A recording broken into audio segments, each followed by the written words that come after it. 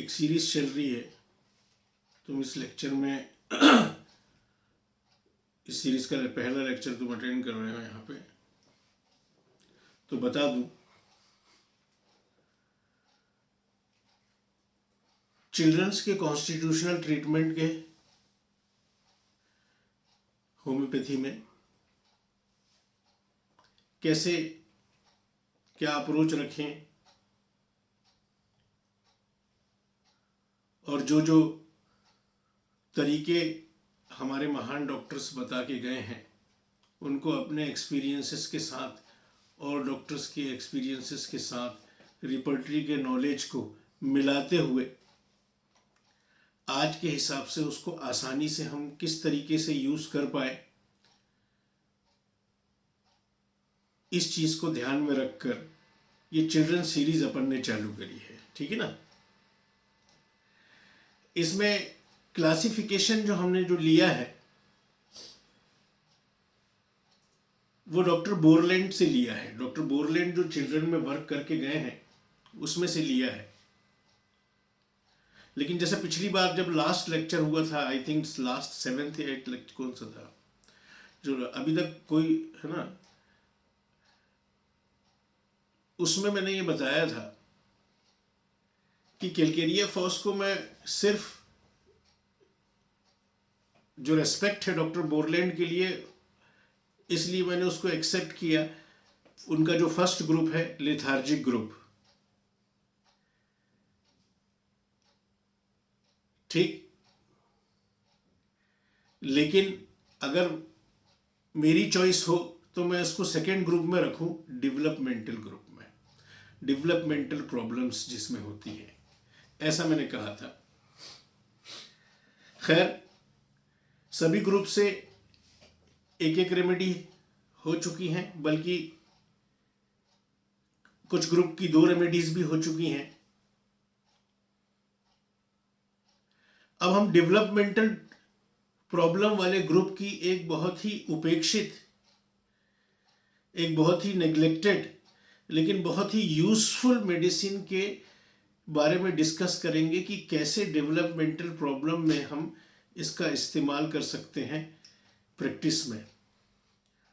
मैंने देखा है माँ बाप को डेवलपमेंटल प्रॉब्लम को लेके जिसका जो डोमिनेंट पैथी एलोपैथी है उसमें कोई जवाब नहीं होता, लेके मारे मारे कहाँ कहाँ फिरते हैं, जो जहां बता देता है वहां चले जाते हैं। कोई आयुर्वेदिक का बता दिया वहां चले गए, कोई और कुछ बता दिया योगा का तो वहां चले गए। ऐसी बहुत सारी कंडीशंस में होम्योपैथी एक बहुत अच्छा जवाब बनकर उभरती है, अगर आप इसको सही तरीके से प्रैक्टिस करें और सही नॉलेज हो। हम तो देखते रहते हैं हमारे यहाँ क्लिनिक्स में। तो हाँ, आज हम जिस रेमेडी की बात कर रहे हैं उसको डेवलपमेंटल ग्रुप में रखा गया है, डेवलपमेंटल प्रॉब्लम के ग्रुप में, और उस रेमेडी का नाम है बोरेक्स। बोरेक्स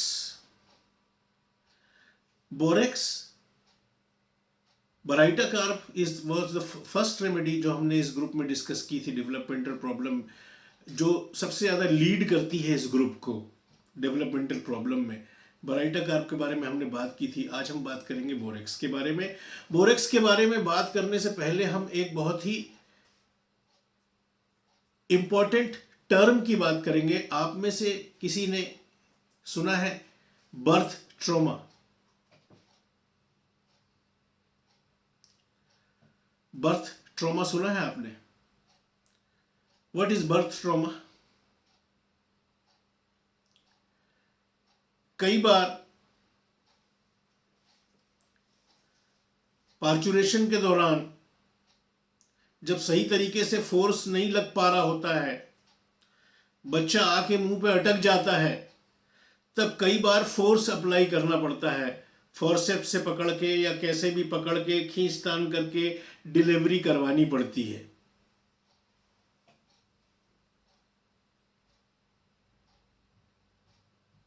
और वैसे तो डॉक्टर्स बड़े हिसाब किताब से करते हैं उसको, लेकिन फिर भी नोबडी इज परफेक्ट। कभी ऐसा हो जाता है, इस तरह की हिस्ट्री मिल जाती है कि इस तरह की कोई मैकेनिकल डिलीवरी की हिस्ट्री हो,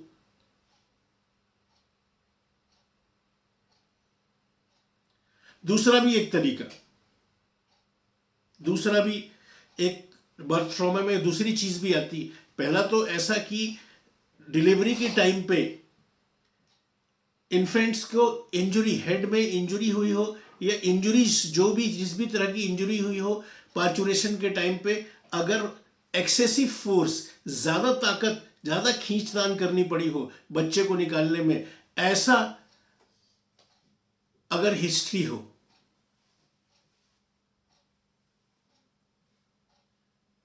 दूसरा, बिल्कुल उसी टाइम में अगर मदर कोई बहुत ही मानसिक प्रताड़ना से गुजर रही है। मेरी एक पेशेंट थी, उसका मेन जो थीम थी, सेंटर था उसके केस का, वो था history of elements from being abused. ऐसे समाज में रहने वाली वो लेडी थी, बल्कि highly educated, she is doctor और अच्छे संभ्रांत घराने की महिला, लेकिन लेडी ऐसे माहौल में उसकी शादी की जो मेल डोमिनेंट माहौल है, वहां औरतों से अच्छा व्यवहार नहीं किया जाता, जो कहते हैं ना पुराना पैरों की जूती टाइप का। तो उनने अपना एक बताई थी अब्यूज के, जब हिस्ट्री बता रही थी तो उनने बताई थी कि जब वो जा रही थी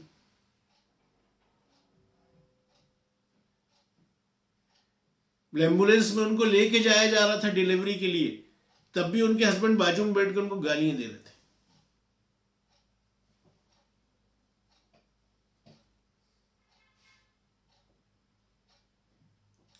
अब ऐसी मानसिक प्रताड़ना से अगर कोई स्त्री गुजरती है तो भी बच्चे में बर्थ ट्रॉमा के इफेक्ट देखे गए हैं। उसको बर्थ के टाइम हुआ ट्रॉमा कहा जाता है।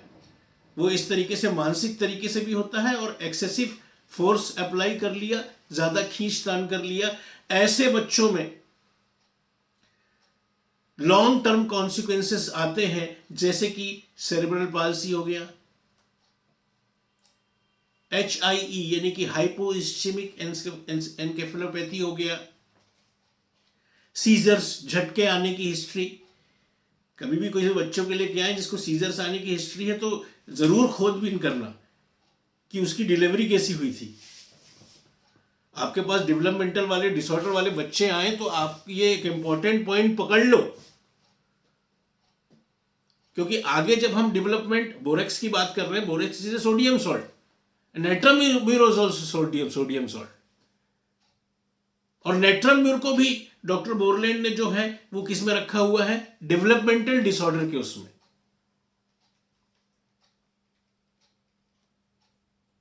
ठीक है,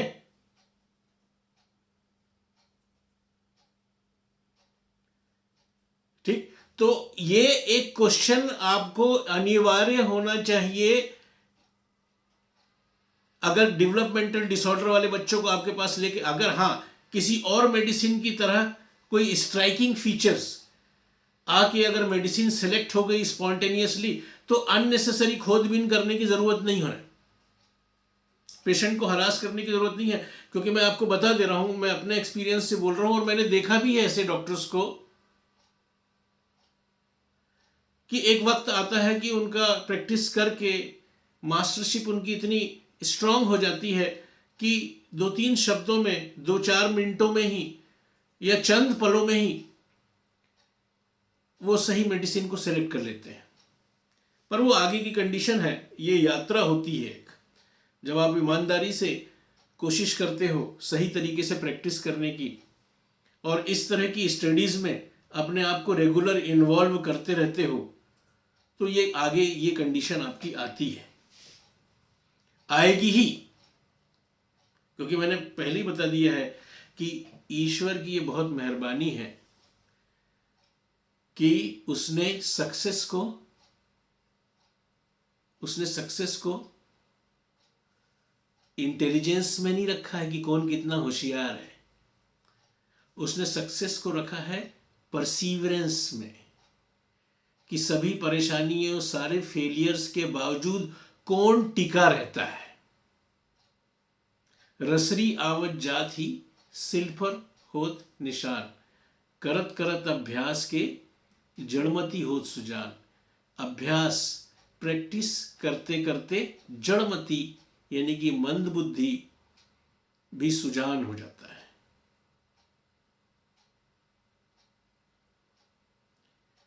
ठीक। So coming back to the point, मैं जो कह रहा था आपसे कि ये एक क्वेश्चन आपका अनिवार्य होना चाहिए, डिलीवरी वाला। और वैसे आपको एक्सपीरियंस हो जाएगा तो आप पूछ ही लोगे, आपको उसके साइंस दिखेंगे।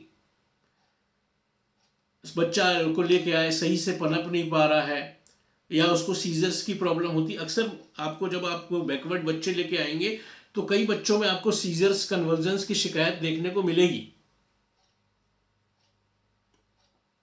डेवलपमेंटल प्रॉब्लम वालों बच्चों में मैंने देखा है अपने क्लिनिक में, अपने एक्सपीरियंस में, कि उनमें अक्सर सीजर की प्रॉब्लम, झटके आने की प्रॉब्लम, कन्वर्जन्स की प्रॉब्लम मिलती है। इस वजह से बच्चे अच्छे से पनप नहीं पाते। तो आपको ये क्वेश्चन जरूर करना है, birth trauma. Birth trauma, history of birth trauma अगर पाई जाए तो आपके पास 2 रेमेडी हैं, ध्यान रखना, borax and नाइट्राम्यूर।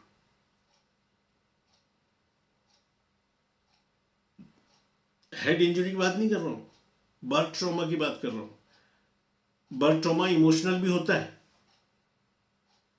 That is why nitrum self नहीं।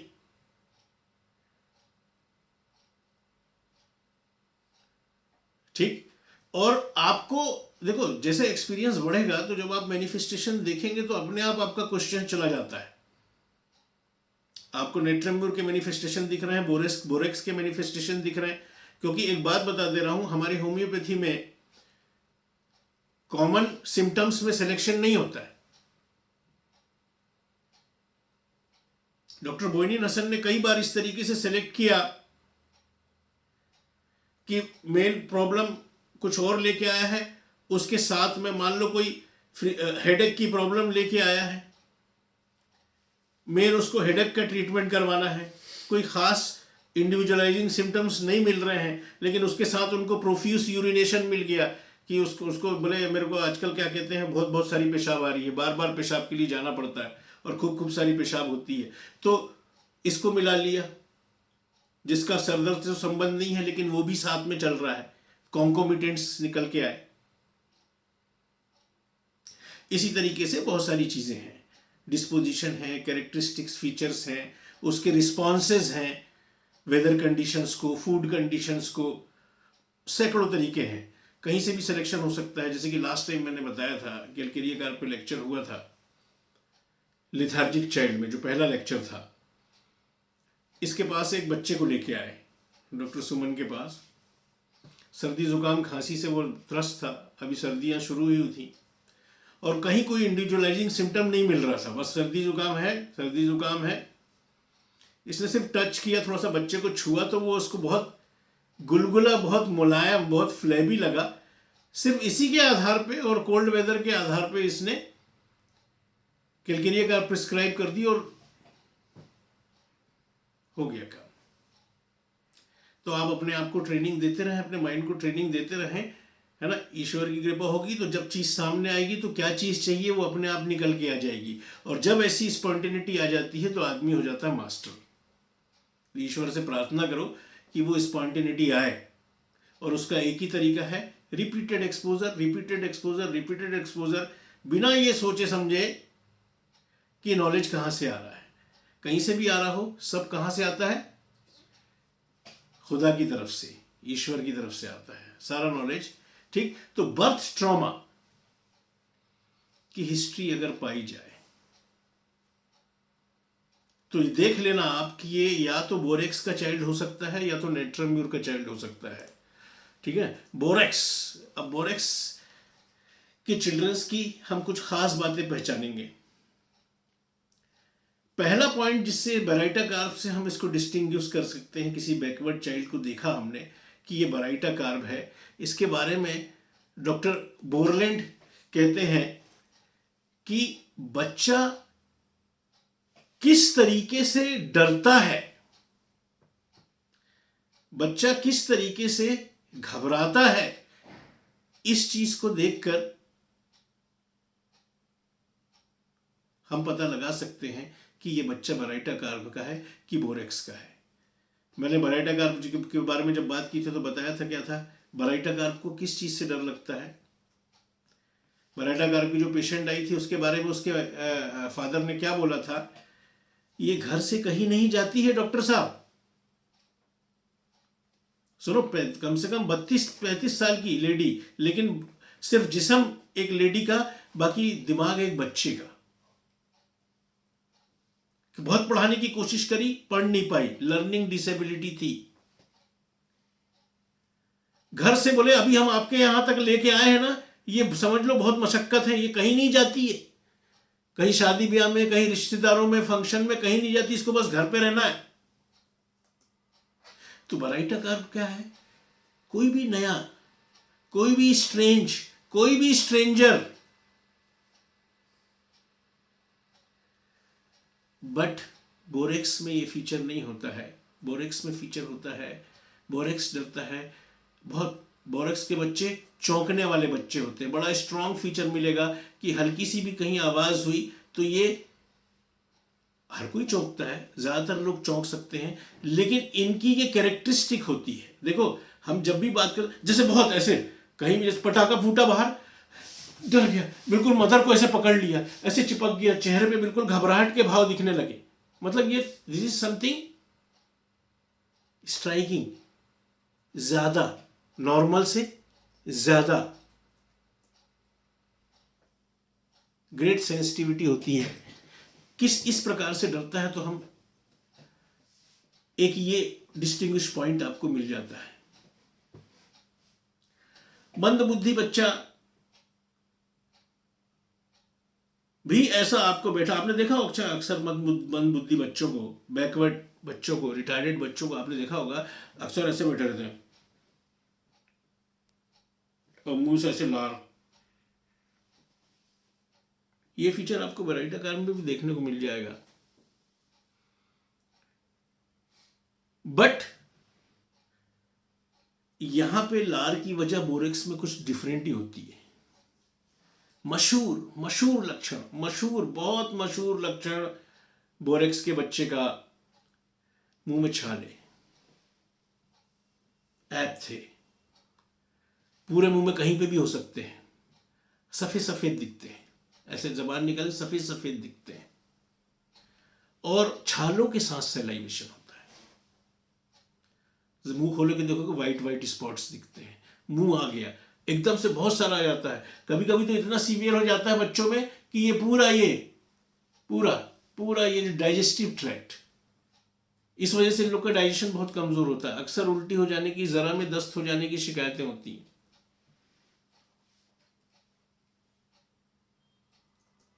और फ्रूट्स के लिए तो बहुत ही गजब की सेंसिटिविटी होती है इनकी। अगर किसी में ये पेक्यूलियर बच्चों में सेंसिटिविटी मिले, किसके लिए, फ्रूट्स के लिए, कि फ्रूट्स खाया, बहुत कस के पेट दर्द होगा और उसके बाद दस्त।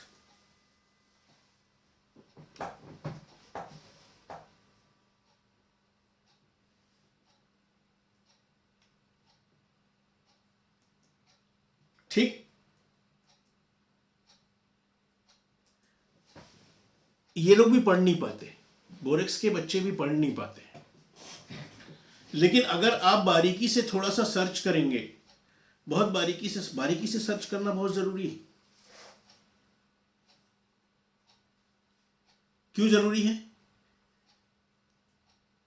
अभी कुछ दिनों पहले अपन ने एक रूब्रिक के बारे में डिस्कस किया था, anxiety in childrens are ailments from anxiety in children are sick in certain moments, कुछ खास मौक़ों पर, कुछ निश्चित मौक़ों पर बच्चे बीमार पड़ जाते हैं।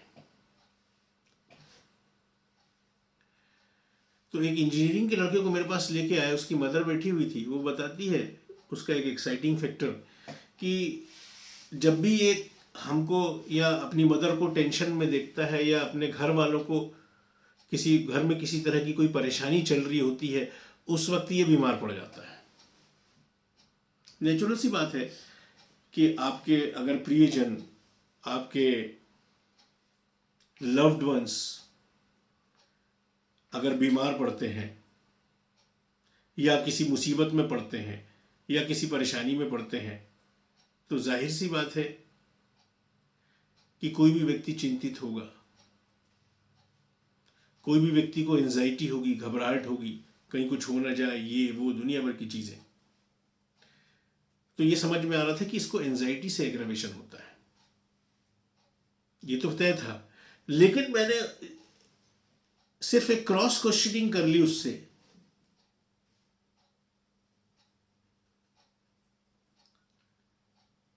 कि क्यों बाकी कभी किसी तरह का कोई टेंशन होता है, जैसे एग्जाम आने वाले हैं, मैंने खुद पूछा, या फिर कभी नोट्स तैयार नहीं हुए, जमा करना है ना, या कभी कुछ ऐसा हो गया, नहीं बोले दूसरी किसी चीज में कोई दिक्कत नहीं होती, ये सब चीजों का तो मैं टेंशन लेता ही नहीं, बस घर में किसी तरह की कोई प्रॉब्लम।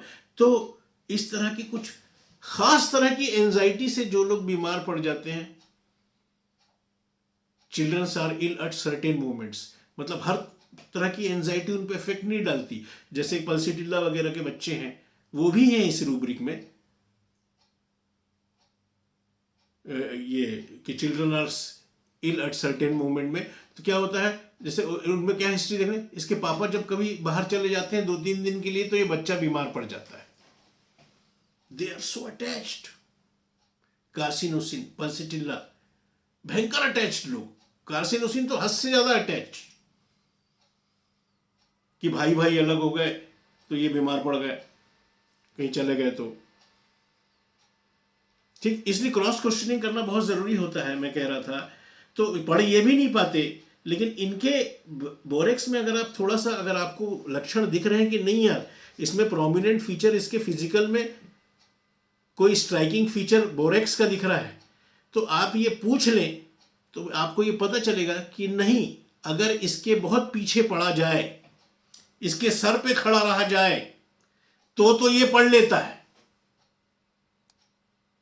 नहीं तो थोड़ी देर पढ़ेगा, उसके बाद उठ के खेलने चला जाएगा। उसके बाद मतलब आपको यहां पे क्या मिलेगा, एक इडलनेस, एक क्या, ये लोग बड़ी जल्दी बोर हो जाते हैं, किसी चीज पे टिकते नहीं, खेल में भी नहीं टिकते, पढ़ाई में भी नहीं टिकते, जल्दी किसी चीज से वो हो जाएंगे और उठ के, ये एक मुख्य समस्या होती है।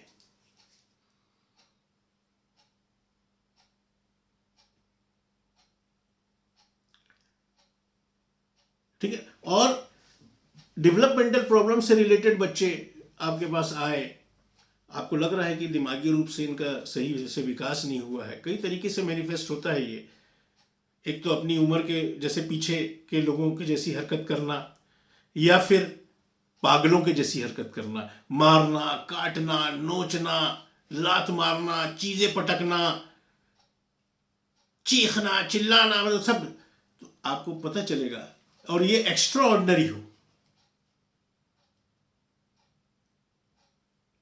एक पेशेंट आया था, एक बच्चा है ना, लड़का, वो अपने बाप को धमकाता था और उसकी धमकी सही रहती थी, वो ऐसा करता भी था, तुम अगर ऐसा करोगे तो जान से मार दूंगा। और मेरे से बात करते वक्त, पूरे वक्त जब वो वीडियो से बात हो रही थी, आंखें ऐसी, पढ़ नहीं पाया, स्कूल में छुड़ा दिया गया, मेंटली लोग बाग उसको पागल समझते थे, सन की चटका हुआ समझते थे। ये भी एक मेंटल डेवलपमेंट सही से प्रॉपर नहीं हो पाया, वो भी आते। इसके बारे में कभी डिटेल में बात कर दूंगा। स्ट्रामोनियम वॉज सिलेक्शन, और अब वो ठीक हो गया। स्टेरिंग अब ऐसे बात करेगा आपसे, स्ट्रामोनियम कैसे बात करेगा, ऐसे, हाँ डॉक्टर साहब, हाँ हाँ सही है, हाँ, आंखें ऐसी रहेंगी बिल्कुल एकदम, पागलों जैसे कोई बोलेगा। ठीक, तो एक खास रिएक्शन, बेरेटा कार को कभी बुरा लगा या उसके मन की नहीं हुई, वो चिढ़ गया, गुस्सा आ गया, तो उसकी इरिटेबिलिटी, फिर वो खूब रोएगा।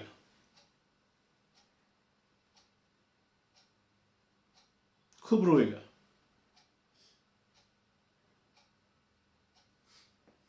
लेकिन अगर बोरेक्स का बच्चा इरिटेट हो गया, चिढ़ गया, और बच्चे किन चीजों से चिढ़ते हैं? उनके हाथ से कोई चीज छीन लो, वो खेल रहे हैं वो चीज हटा दो, कोई चीज मांग रहे हैं मना कर दो, बच्चे चिढ़ जाते हैं। जब बोरेक्स चिढ़ता है ना, तो वो वीपिंग में एंड नहीं होता है, वो वायलेंट पैशन में एंड होता है,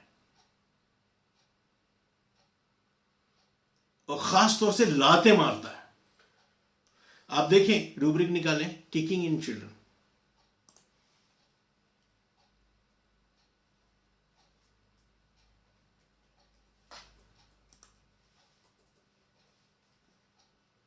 निकाला आपने?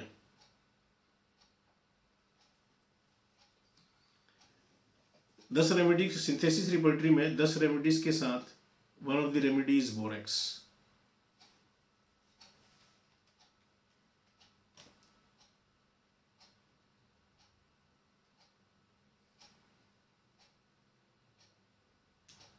ठीक,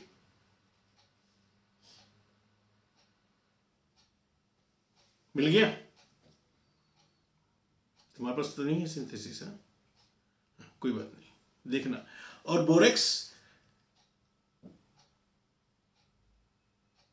कि इस हरकत की जो पुष्टि जो है, ये जो हरकत करता है जब गुस्से में आता है तो लाते चलाता है।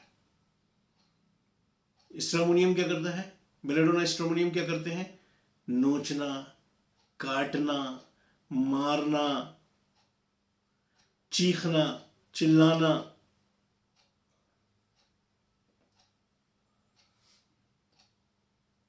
ये लाते चलाता है, किक्स। और इसकी पुष्टि पुराने होम्योपैथ भी, जो बहुत रिलायबल सोर्स है जिनके, वो भी ये करते हैं।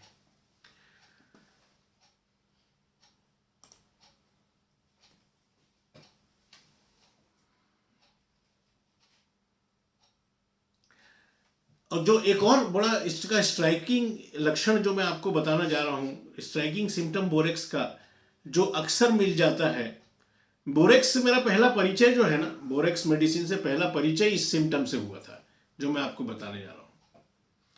बहुत शुरुआती की बात है, मेरे स्टडी टाइम की बात है, जब मैं अपने नेटिव प्लेस जाता था छुट्टियों वगैरह में कॉलेज की,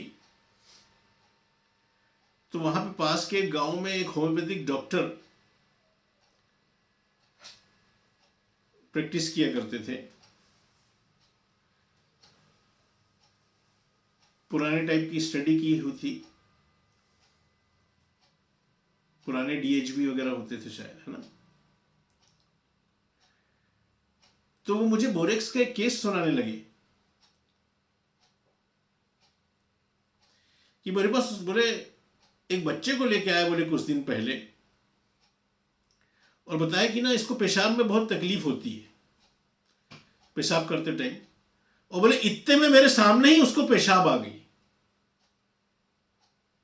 तो वो लड़का क्या किया, सुनो इधर देखो, वो लड़का क्या किया, ऐसे अपने जेनिटलिया में हाथ लगाया और चीखते हुए ऐसे गोल गोल 2-4 बार दौड़ा। उसके बाद यूरिन चीखा खूब, चिल्ला के, रोते हुए, अरे मर गया, इस तरीके से, और उसको फिर यूरिन हुई।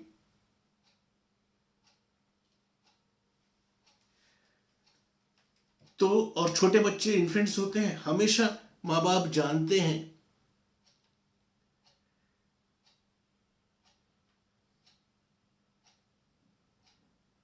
कि ये इन्फेंट है, लेकिन चीख मार के उठ गया तो उनको समझ में आ जाता है कि ये पेशाब किया।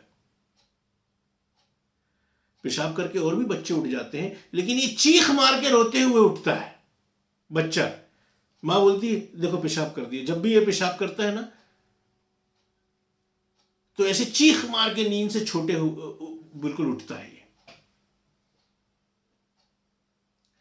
तो बर्निंग या पेन बिफोर मिक्चुरेशन, इन्यूरेसिस, रिकरेंट, अगर बच्चों में रिकरेंट सिस्टाइटिस की हिस्ट्री, डॉक्टर साहब इसको अक्सर ना यूटीआई हो जाता है, जब देखो जब यूटीआई हो जाता है, हर साल 1-2 बार होना तो तय ही है कि इसको फिर पेशाब में बहुत जलन होती है, बहुत चीख मार के रोता है, फिर जाना पड़ता है, फिर इलाज करवाना पड़ता है, फिर जो भी देते हैं, जैसा कि मुंह में होता है ना एप्थे, वैसे ही इसमें भी जो यूरेथ्रा है उसका जो म्यूकस मेम्ब्रेन की लाइनिंग होती है, ठीक है ना, वहां पे भी ऐसी इन्फ्लेम्ड एप्थस टाइप की कंडीशन होती है। इसलिए जब पेशाब लगती है, अर्जिंग होती है और बस हो ही रही होती है, वो प्रोसेस शुरू ही हो रही होती है, और जहां ब्लैडर से निकल के यूरिन जाके वहां टच होता है यूरेथ्रा की उस हिस्से में, कि बस कस के गर्मी, बच्चों के समर कंप्लेंट्स में ये बहुत काम आती है। इसका मैंने यूज किया था सबसे पहले समर कंप्लेंट में, मेरी ही बेटी को यही सिम्टम था। तेज गर्मी में वो पैदा हुई थी, मई का टाइम था, बीच मई का टाइम था, और वो ऐसी पेशाब करते टाइम चीख मार के रोती थी, गर्मी का टाइम चल रहा था। और उसके बाद भी, बाद के सालों में भी, जब भी उसको कभी गर्मी के टाइम पे पेशाब के वक्त जलन होना, बहुत तकलीफ होना, रोने की शिकायत हुई, तो बोरेक्स ही काम आई, और बोरेक्स के बाद उसको फिर ज़रूरत नहीं पड़ी, वो टेंडेंसी ही ख़त्म हो गई। तो समर कंप्लेंट्स में एक चीज़ आता है समर डायरिया। बच्चों में बहुत खतरनाक डायरिया होता है, डॉक्टर हेरिंग बोलते हैं और बड़े बड़े होम्योपैथ कहते हैं कि यहां तक हो जाता है कि 30-40 स्टूल पास कर रहा है। 30-40 पूरी पिक्चर बताते हुए वो कहते हैं कि 30-40 स्टूल पास कर रहा है। स्टूल की देखने में कुछ खासियत होती है, अगर आप देखें तो, ठीक। डॉक्टर बोरिक क्या बोलते हैं, पेपी स्टूल, और डॉक्टर एलन, डॉक्टर केंट क्या कहते हैं, एक्सट्रीमली स्लिमी स्टूल।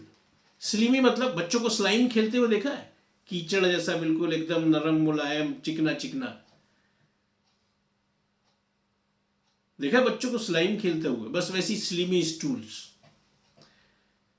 या फिर पानी में ब्राउन ब्राउन ब्राउन ब्राउन टुकड़े, पानी अलग और ब्राउन ब्राउन टुकड़े अलग, बहुत भयंकर बदबू। कैसी बदबू, कैडावरिस स्मेल, लाश सड़ती है ना, गोश्त मांस जब सड़ता है जैसी स्मेल आती, बड़ी गंदी स्मेल। और बच्चे को आपने देखा तो बिल्कुल कंकाल नजर आ रहा है उसकी वजह से, बिल्कुल skeleton, child reduce to skeleton, और बिल्कुल एकदम गुनूदगी में, सोपोर में, बिल्कुल एकदम ऐसी कंडीशन में नींद सी आ रही, बिल्कुल मरने वाली कंडीशन होती है। अगर आपको बोरेक्स का ये फीचर है, खास तौर से समर कंप्लेंट्स का, और कभी कभी तो ये फ्रूट्स की सेंसिटिविटी से भी ये चीज शुरू हो जाती है,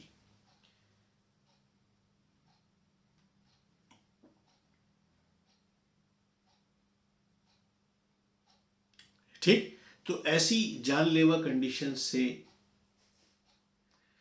ठीक, एक बड़ा बहुत स्ट्राइकिंग फीचर जिससे आप, बहुत ज्यादा स्ट्राइकिंग फीचर जिससे आप बोरेक्स को इमीडिएटली कर सकते हैं, और बड़े बड़े होम्योपैथ, क्या केंट, क्या एलन, कोई भी, सबने क्या कहा है, इसकी peculiar sensitivity to downward movement.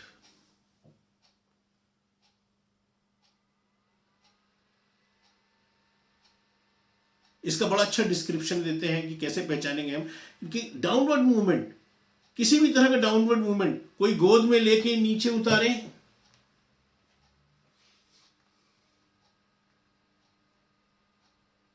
कोई झूला झुलाए, चीख मार के रोएंगे। बच्चे तो झूले में आराम से सो जाते हैं, ये बच्चे चीख मार के रोएंगे। आप देखें रॉकिंग, रॉकिंग रिपर्टरी निकाले,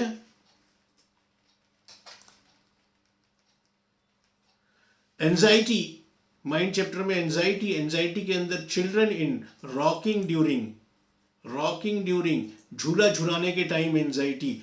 फर्स्ट ग्रेड में सिंगल रेमेडी दी हुई है borax.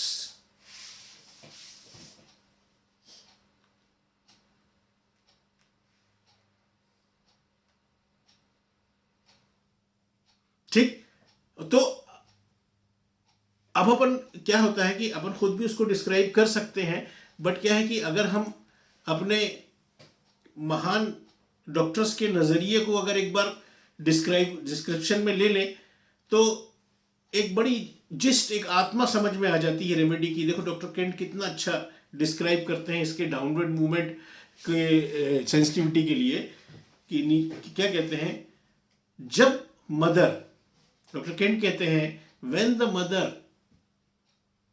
Is in act of laying child down on the bed, जब मां बच्चे को सुलाली बेचारी गोद में, किसी दूध पिला के सुलाली, अब बोले कि जाके उसको बिस्तर में लिटा देती हूं, तो ज्यादातर ऐसा होता है कि जरा से भी, तो बोरेक्स के बच्चे को कैसे लिटाते हैं नर्स लोग और माँ लोग, उनको मालूम रहता है, बड़े धीरे से सांस रोक के लिटाते हैं, क्योंकि जरा सा भी ऐसे थोड़ा सा यूं हुआ और बच्चे को, क्योंकि सेंसिटिव है डाउन मूवमेंट के लिए, तो अक्सर वो जब माँ उसको लिटा रही होती है तो अक्सर वो चीख मार के उड़ जाता है और रोने लग जाता है।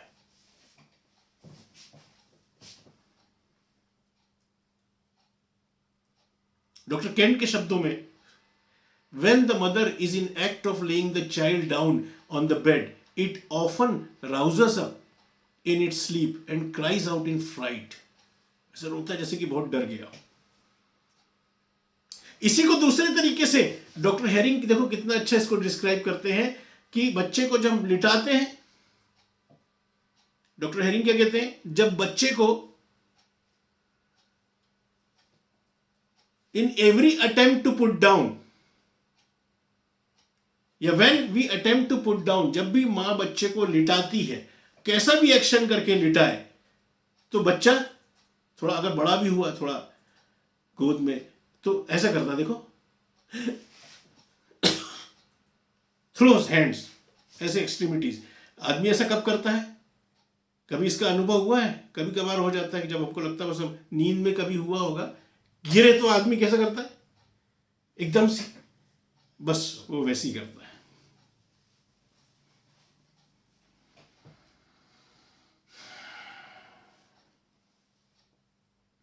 तो जब वो उससे उठाते भी हैं, जब क्रेडल से उठाते भी हैं पालने से, तब भी इनके चेहरे में ऐसे दिखेगा जैसे कि बहुत डर रहे हो, अपने आप को ऐसे कर लेंगे या कस के ऐसे पकड़ लेंगे।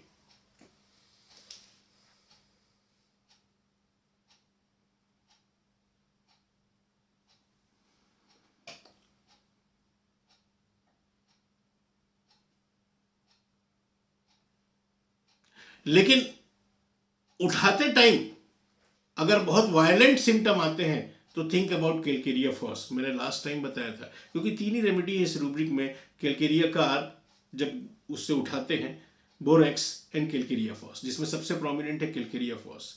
जो डॉक्टर हेरिंग ने एक केस क्योर किया था कि बच्चे को जब अक्सर जब पालने से माँ ऐसे उठाती थी, जब झूले से उसको ऐसे उठाती थी, तो उसको रेस्पिरेटरी अटैक आ जाता था, बच्चा घबरा के सांस रोक लेता था, बिल्कुल एकदम स्टिफ हो जाता था, इतना डर। तो ये अगर स्ट्रॉन्ग फीचर है उठाते टाइम बहुत, तो कैलकेरिया फॉस के बारे में ज्यादा सोचना। इसी डाउनवर्ड मूवमेंट की सेंसिटिविटी की वजह से शायद ऐसा लगता है कि इनके अंदर फियर ऑफ फॉलिंग बहुत होता है, ऊंचाई से बहुत डरते हैं ये लोग। इसलिए एयर सिकनेस के केस में भी ये बहुत काम आती है, क्योंकि जब तक वो आसमान में रहते होंगे एरोप्लेन में, उनको तो गिरने का, हवा में है मालूम है ना, गिरने का डर तो लग ही रहता होगा। और ऊपर नीचे तो होता ही है, डिप तो करते ही है।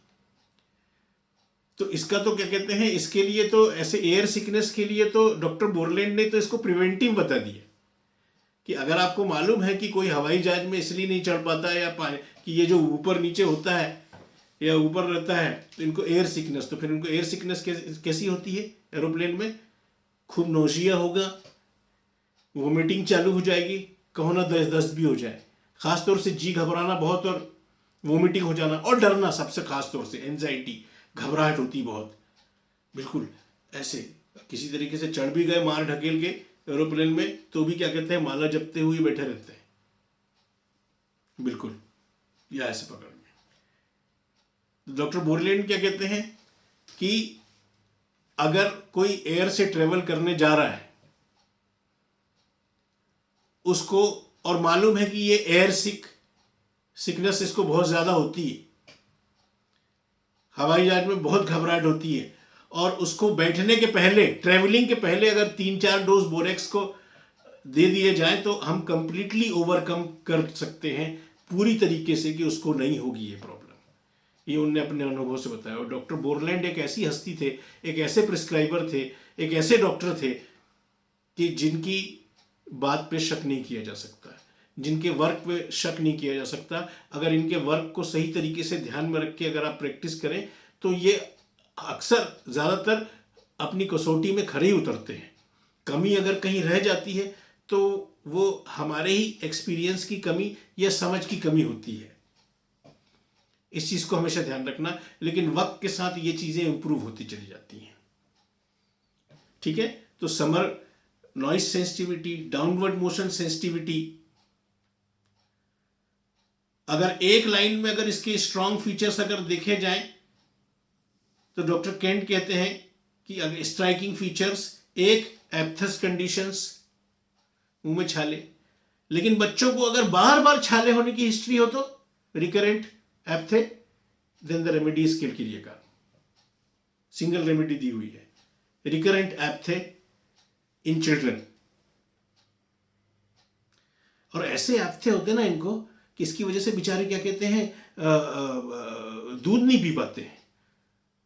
टेक्स्ट हमारे क्या कहते हैं, रिपर्टरीज हमारी क्या कहती हैं, आप जनरलिटीज में जाएंगे, फूड एंड ड्रिंक्स में कहेंगे कि आप देखेंगे milk aversion, mother's milk aversion, बच्चे को मुंह में निप्पल लगाते हैं वो हटा लेता है। डॉक्टर केंट कहते हैं यहाँ 2 कंडीशन मिल सकती है, थोड़ा सावधान रहना बोले, लेकिन दोनों ही कंडीशन में बोरेक्स मिलती है। एक तो कंडीशन ये रहती है कि मुंह में छाले रहते हैं बेचारे को और इतने तकलीफदायक रहते हैं कि मुंह, इसलिए खाने से मुंह हटाता है और इसी वजह से ये पनप भी नहीं पाता क्योंकि खा ही नहीं पाता, खुराक ही नहीं ले पाता, 1-2 निवाले में उठ जाता कि इसको तकलीफ होती है। अगर बड़ा बच्चा है तो, छोटा बच्चा है तो निपल से मुंह हटा लेता है। और टेक्स्ट क्या कहते हैं, child refuses the breast milk, लेकिन कारण दूसरा होता है। और माँ अगर हो सकता कभी बता दे कि जब ये मुंह लगाता है ना पीने के लिए निप्पल में तो गरम गरम लगता है, बहुत हीट भी रहती है। ऐसा स्टोमेटाइटिस, एक्यूट स्टोमेटाइटिस, बड़ी तकलीफदायक कंडीशन, मेरे निप्पल में गरम गरम लगता है। लेकिन डॉक्टर केंट कहते हैं कि कई बार ऐसा देखा गया है कि बच्चा का मुंह भी ठीक होता है लेकिन माँ को बोरेक्स की जरूरत होती है क्योंकि माँ का मिल्क जो रहता है बैड टेस्ट और थिक और अजीब सा होता है, इसलिए बच्चा नहीं पी पाता है। तो ऐसे कंडीशन में माँ को देनी पड़ती है, इसलिए बारीकी से जांच कर लें, दोनों ही कंडीशन में बोरेक्स लगती है। ठीक, तो डॉक्टर केंट कहते हैं अगर एक लाइन में मुझे अगर बोरेक्स को डिस्क्राइब करना हो तो वो है एप्थेस कंडीशन, मुंह में छाले, स्टोमेटाइटिस। दूसरा worse from downward motion, downward motion से वर्स होना। तीसरा ओवर सेंसिटिव टू नॉइस, आवाजों से चौंक जाना, अचानक है ना, एंशियस फीलिंग एटसेट्रा। बहुत घबराने वाले बच्चे होते हैं, बहुत, ये सब मोस्ट स्ट्राइकिंग फीचर्स हैं। और रात में डरने वाले बच्चों के लिए तो बहुत ही जबरदस्त दवा है ये बोरेक्स। अक्सर स्ट्रामोनियम की तरह ये अचानक से चीखते हुए उठ जाते हैं जैसे कि कोई बहुत बुरा सपना देखा हो, और या तो झूले को पकड़ लेंगे या तो मदर जो है उसको कस के पकड़ लेंगे।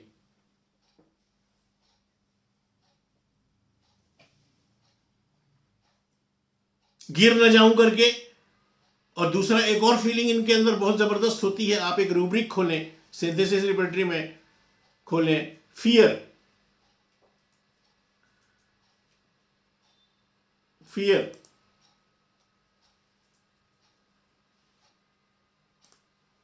फियर के अंदर खोलें fear of being forsaken in children. इन बच्चों को बड़ा डर रहता है, माँ बाप बोल देंगे अरे इसको तो इतना डर लगता, कहीं हम इसको तो बस ऐसा लगता है हम छोड़ के भागने ही वाले हैं इसको, कहीं ये छोड़ के चले ना जाए। इसलिए इनके अंदर clinging, child clings to mother में आपको बोरेक्स मिलेगा।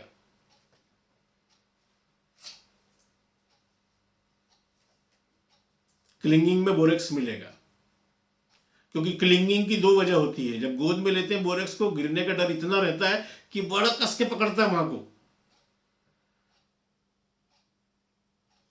तो फियर ऑफ बीइंग फॉरसेकन, कहीं कोई छोड़ ना दे, माँ बाप छोड़ के ना चले जाएं, ये डर बच्चों में होना। 6 रेमेडीज के साथ यहां borax is one of the remedy in synthesis repertory.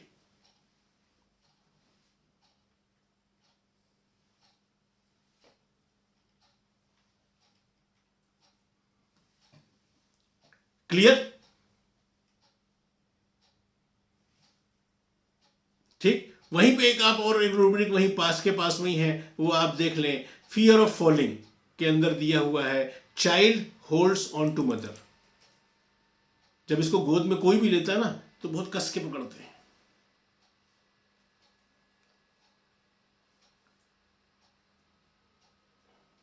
पांच remedies, one of the remedies borax, but the most prominent remedy is gelsemium. तो इनकी सबकी सबकी क्लिंगिंग की, वराइटा कार्प की क्लिंगिंग की अलग वजह होती है। वराइटा कार्प तो पकड़े पकड़े चलता है ना, क्योंकि वो बिल्कुल अजनू ऐसे हाथ पकड़े पकड़े चलेगा, माँ का पल्लू पकड़ के पकड़ा ही पकड़ा घूमेगा। ये लोग एक तो या तो मैं गिर ना जाऊं या तो मेरे को छोड़ के ना चले जाएं, इसलिए क्लिंगिंग रहती है बोरेक्स के अंदर।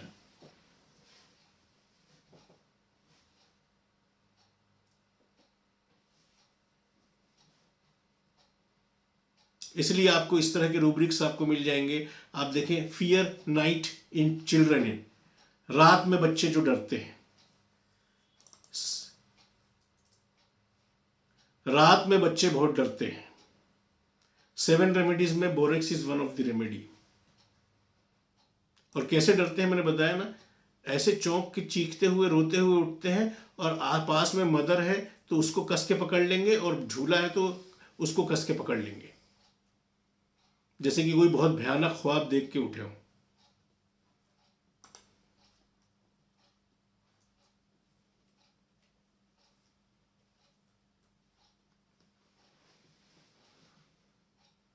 लो, एक सिंगल रेमेडी वाली सिम्टम भी मिल गया आपको यहां पे। जैसे मैंने बर्थ ट्रॉमा की बात की थी ना,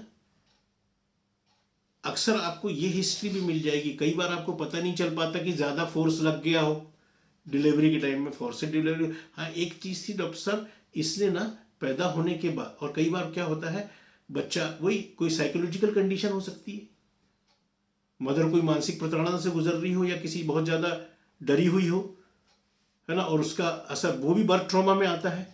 तो अगर ये हिस्ट्री मिलती है कि हाँ आपके पास डेवलपमेंटल वाले चाइल्ड, और ये पैदा हुआ था, कैसे हुआ था, कितने महीने में हुआ था। अक्सर बोरेक्स के बच्चे लेट पैदा होते हैं, हिस्ट्री मिलेगी लेट, ऊपर हो गया था भैया, ये 10वें महीने में पैदा हुए हैं, ये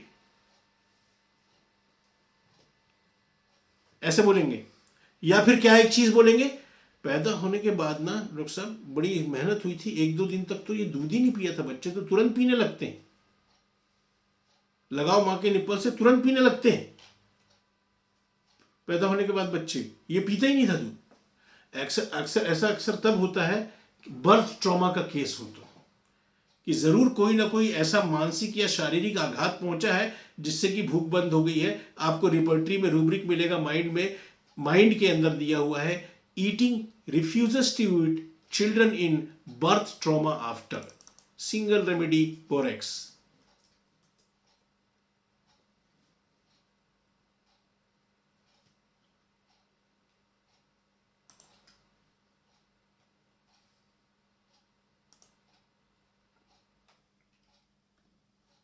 ठीक, और जनरलिटीज में देखें complaints in children born too late, एक ही दवा दी हुई है बोरेक्स, जो देर से पैदा होते हैं। प्रीमेच्योर डिलीवरी वाले केसेस तो आपने सुने होंगे, ये भी इस तरह के केसेस भी आते हैं, ये जो टाइम पे नहीं हुए थे, लेट पैदा हुए थे। अगर यही एक स्ट्रांग हिस्ट्री मिल जाए तो कॉन्स्टिट्यूशनली बोरेक्स काम आ सकती है आपके, बहुत सिंगल रेमेडी है।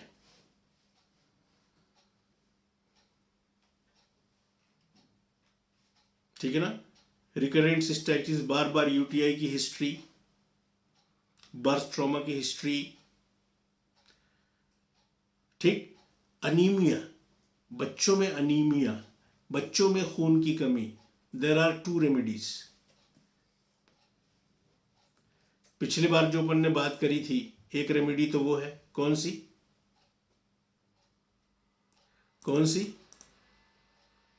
लास्ट रेमेडी क्या डिस्कशन हुआ था? Calcarea phos, anaemia in children और अनीमिया इन नर्सलिंग, दूध पीने वाले बच्चों में तो बोरेक्स।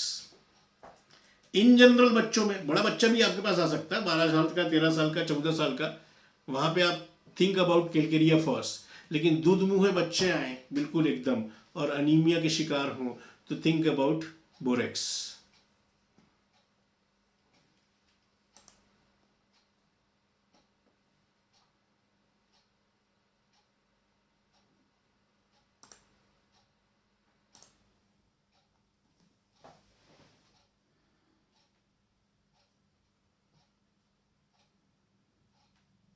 ठीक। एक बहुत खास सिम्टम, ये बच्चों के केस में इस सिम्टम को पिक्यूलियर माना जाता है। क्या होता है, जितनी कम उम्र होती है इंसान की, उतना ही ज्यादा उसको नींद की जरूरत पड़ती है, क्योंकि उसकी बॉडी में डेवलपमेंट चल रहा होता है। छोटा बच्चा 20-20 घंटे सोता है, लेकिन एक बार दूध पिला के सुला दिए, सो रहे हैं, फिर हल्का सा चूं-चां किए, फिर दूध पिला दिए, फिर सो रहे हैं। दिन भर पेट भरा होना चाहिए, बस कोई प्रॉब्लम नहीं होनी चाहिए, ज़्यादातर टाइम नींद में बीतता है। फिर जवान हो जाते हैं लोग बाग तो फिर 6 से 8 घंटे की नींद पर्याप्त हो जाती है ना। फिर उम्र बढ़ती है, मैं तो ऐसे भी देखा हूँ एजेड लोगों को कि 1-2 घंटे, आधे घंटे में नींद पूरी हो जाती है उनकी और उनको पता ही नहीं चलता। लेकिन क्या होता है, सारे लोग घर के सोते रहते हैं, जगते रहते हैं, सब बंद है, सब खाली है, तो इनको लगता है कि हमको बीमारी है, समझ। तो आधे से ज़्यादा बेमतलब में लोग जो है ज़्यादातर ये जानकारी नहीं होने की वजह से नींद की गोलियां खा के बीमार पड़ रहे हैं, उनके साइड इफेक्ट से, फिर उनके दुनिया भर के साइड इफेक्ट्स आते हैं। जबकि इंसान को पता होना चाहिए कि ये एक नेचुरल कंडीशन है। उम्र के हिसाब से वही चीज़, मतलब हर चीज़ दुनिया में रिलेटिव है, उम्र के हिसाब से वही चीज़ सही होती है और वही चीज़ गलत होती है। 60-65 के बाद ऑस्टियोआर्थराइटिस इस कॉमन सिम्टम आए, घुटने और जोड़ों में दर्द हो रहा है, हाँ हो गई है। शरीर हमेशा बना रहने के लिए थोड़ी ना आया है, उसका भी क्षरण शुरू हो गया, उसका भी डिस्ट्रक्शन शुरू हो गया और उसकी एक उम्र है। आप मैनेज कर सकते, मेंटेन कर सकते, डिले कर सकते, बट आप रोक नहीं सकते उस चीज़ को। ये वैसी है कि कोई बोले कि भैया मुझे, कोई औरत आके बोले कि मुझे ऐसी दवा दे दो डॉक्टर साहब कि मेरा मेनोपॉज ही ना हो, मेनोपॉज की एज में, तो ऐसा संभव नहीं। और यही चीज अगर मेनोपॉज हो जाए 35 के आसपास, 32 के आसपास, तो दिस इज एबनॉर्मल कंडीशन। और वहीं से 42-43 से 48 के आसपास बीच में हो तो that is a normal condition. तो एवरीथिंग इज रिलेटिव, इस दुनिया में हर चीज रिलेटिव है। Everything is changing, everything is growing, बल्कि जीवनता का यही फ्लो उदाहरण है, चेंज। श्री कृष्ण क्या बोलते हैं गीता में, परिवर्तन संसार का नियम है। समझ लो अच्छी तरीके से, जान लो अच्छी तरीके से।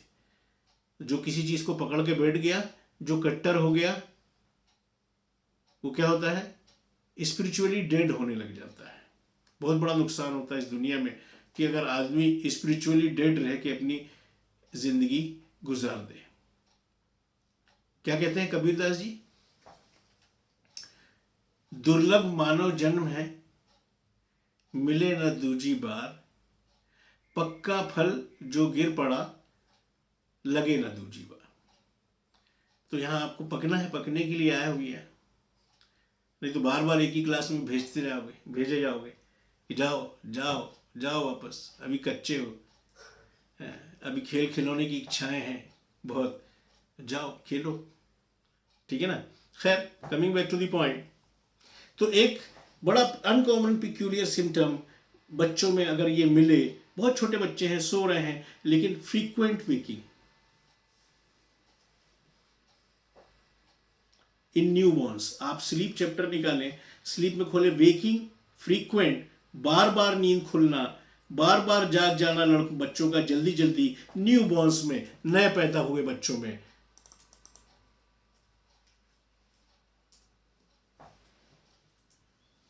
सेकेंड ग्रेड में सिंथेसिस रिपर्टरी में बोरेक्स इज सिंगल रेमेडी।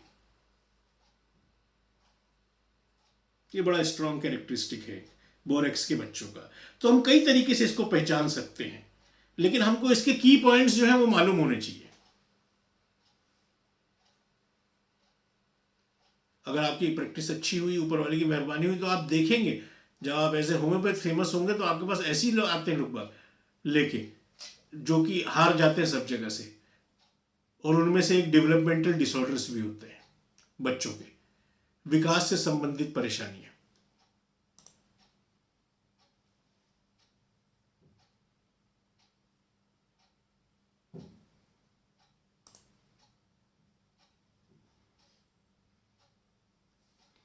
ये लो, वो जो मैं बता रहा था वो मिल ही गया। रेस्पिरेशन चैप्टर में खोलें, respiration arrested in children when they are lifted, बच्चों की सांस रोक लें अपनी, बच्चों की सांस रुक जाए जब उनको पालने से या झूले से या क्रेडल से उठाया जाए।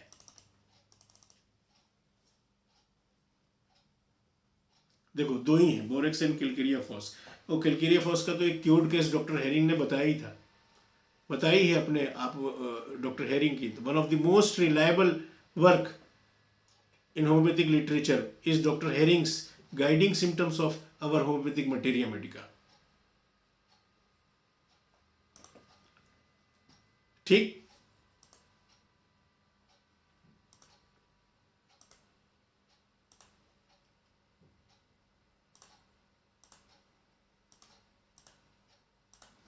तो ये